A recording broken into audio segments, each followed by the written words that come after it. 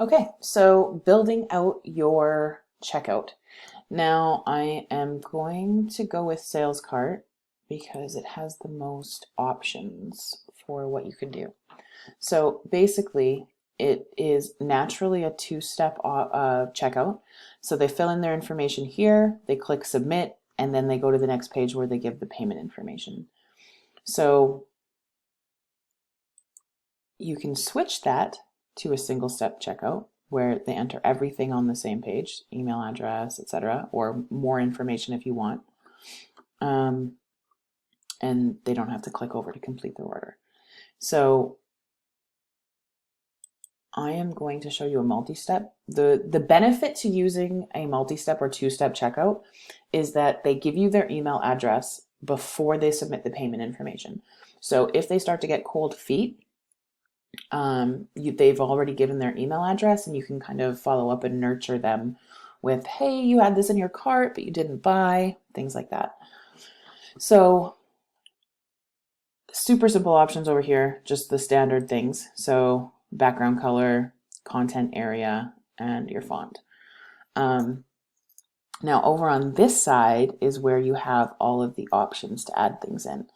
So you could add in, oops, I didn't need to actually do that. You could add in a product info box, headings, and basically, I mean, once you do this, it's just typing into this space, and then all of the options for customization that this section has are right over here. So our font size, line height, letter spacing, color,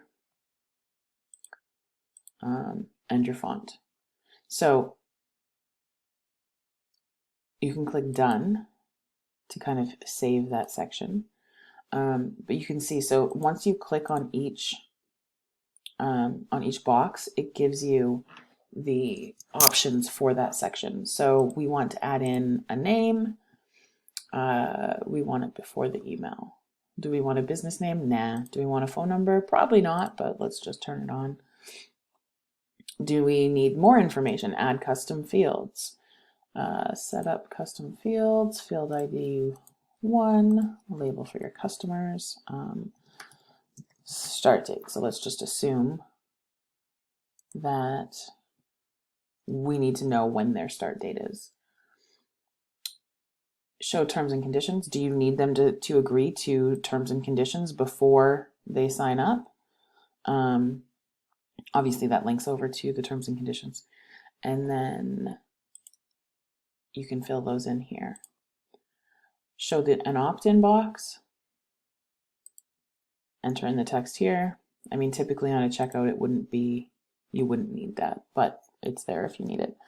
So they have all of these options over here to use their standard items, or you can add in custom HTML.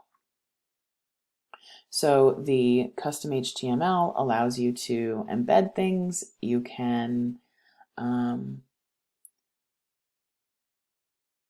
anything that you want to do. I'm trying to come up with options off the top of my head, but anything that you want to do, you could enter into the custom HTML.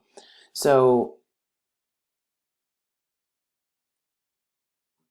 the last piece is the columns.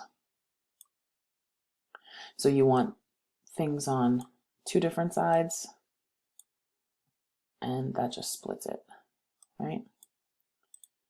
And you can change the options to 3, 4 rows. How do you want them aligned?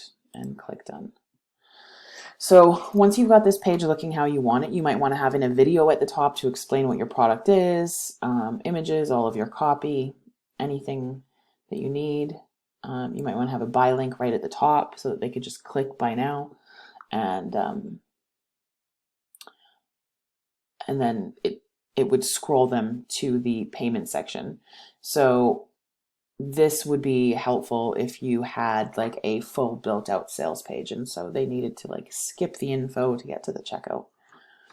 And so then once that's all set up and you're happy with the way it looks, you click on next, and it takes you to the payment page. So all of this information that you've added stays up here. And then we have just the final checkout pieces. Click next. Now your success page looks like this. What do you want your success page to say?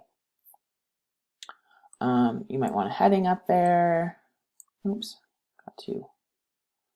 And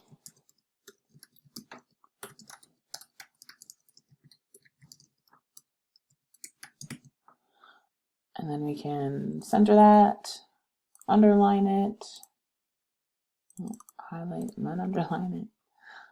Click save, and then it's looking like that. We can, again, all of those options are over here, and all of these options over here. Once you've set that up, you hit complete, come out to this section, and then you're going to hit save and get URL. And all of those options will be saved for you.